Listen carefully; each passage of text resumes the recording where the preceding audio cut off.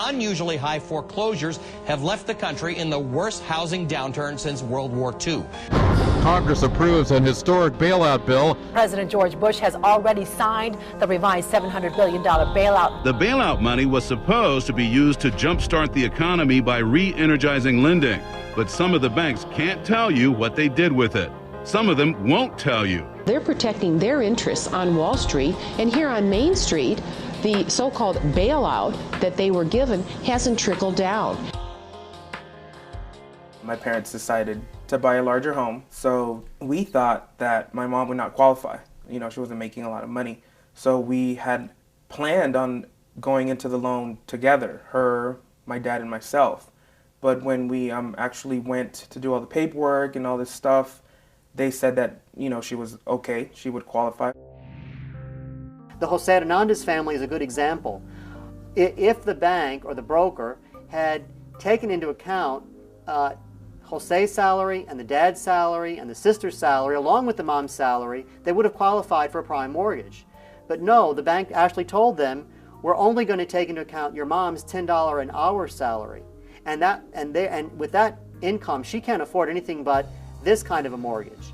Anyone who has any kind of knowledge about finances would know that was bound to explode down the road. And because of people that just wanted to make easy money, we're stuck.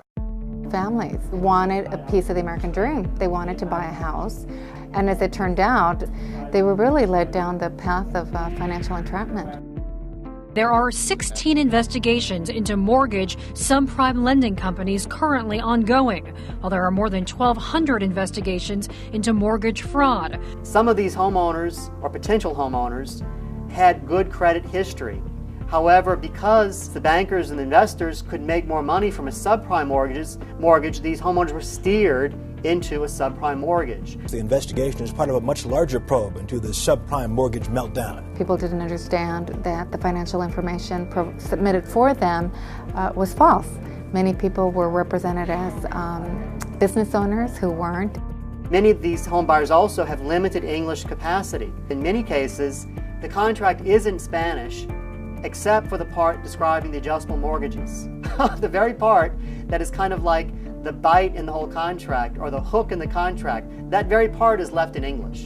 I asked him, well, how is this loan going to work? He said, well, it's going to be a fixed loan for 30 years, but when I went back to sign, he gave me different paperwork. And now in March, my rate goes up. We asked for a fixed rate after refinancing, but they committed a fraud, and they set us up again with an adjustable rate. Community really believed that when the bailout came about that the lenders would in fact work with community to help them in the foreclosure, and that's not been done at all. Banks have seen it fit to use the money to buy other banks, simply to put into their savings, or to grant these bonuses they've given to their officials. Let me tell you, when we gave them money, when we gave the banks money, they still weren't loaning any money. We definitely felt alone. We were like, oh my God, we are the only people dealing with this problem.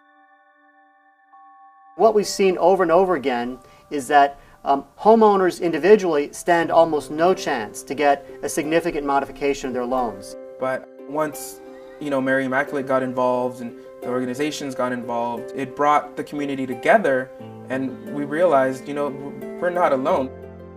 There are a lot of us going through the same problem.